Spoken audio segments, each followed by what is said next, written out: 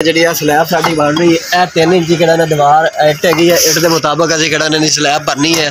तो मेरा दोस्त जो ना मिस्त्री भाई भर रहे हैं तो सारे थानू अज सारा इस काम के विजिट करा रहे हैं जिस वीडियो तो मैं जरा अपने यूट्यूब का नाम चेंज किया वो कमेंट बॉक्स जरूर दसना भी मैं अपना नाम सही रखा है। कैसे दोस्तों, उम्मीद करते हैं सब भाई ठीक होंगे, मैं भी ठीक हूँ अल्लाह के फजल करम से। तो दोस्तों मैं एक थोड़े से बात शेयर करनी थी भी मैं अपने यूट्यूब चैनल का थोड़ा सा नाम चेंज किया है क्योंकि मैंने थोड़ा अच्छा नहीं लग रहा।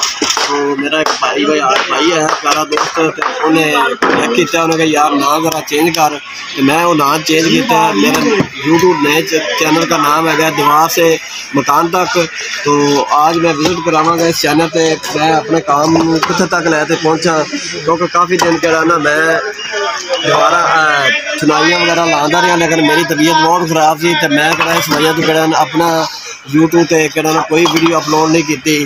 तो माशाअल्लाह हुण मेरी कोई तबीयत बेहतर हुई है। तो मैं सोचा कि यार कहना अपने जो भाई मेरे दोस्त जो वीडियो मेरी वेखते हैं मैं उन्होंने अपने काम का विजिट कराना मैं कितने तक पहुँचा। तो माशाअल्लाह तुसी वीडियो सारी चेक करो। मेरा काम चुकाड़ लैवल तक हो गया है। बाकी जो बीम वगैरह जो भी है ने वो असी भर रहे हैं।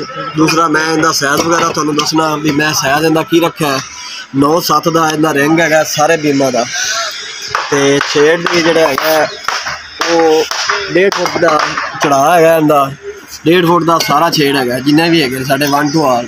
तो 1.5 फुट के छेड़ के असी कि 3 इंची कि मोटा किया स्लैब को सारे तुहानू दिखा सकने। तो माशाल्लाह दोस्तों बाई मरले की ये साइड हैगी है।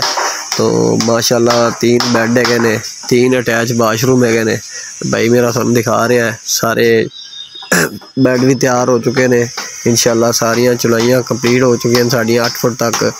वीडियो उन लोगों वास्ते है जो मिस्त्री जरा साढ़े भाई है ने उन्होंने असी थोड़ा जहा दसना चाहते भी छेड़ भरन का तरीका कार क्या है। सब तो पहले अभी कहना जो छेड़ वगैरह असी भरने हैं सब तो पहले यह जी गट्टी असी इनू सदने असी पंजाबी यह गट्टी जी इट की होंगी ये असी ला सकते हैं। वैसे तो जिन्हें भी साढ़े वित मटीरियल कम होए ने असी कहना पत्थर 6 सूत्र का जोड़ा लिया है उन्हें असी गट्टी देने लेकिन इतने साढ़ा ये लेबर से कम है इतने असी नहीं लिया है।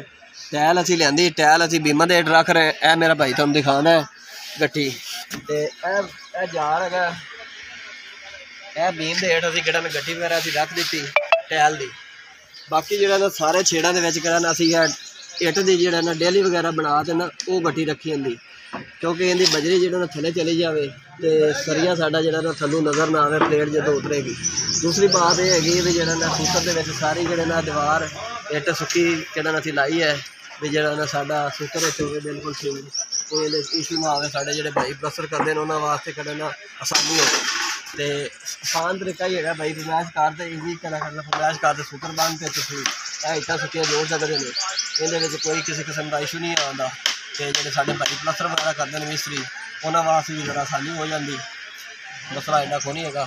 बाकी वीडियो साड़ी अच्छी लगी गई तो साड़ी वीडियो शेयर करो कमेंट करो तो दुआ में याद रखो।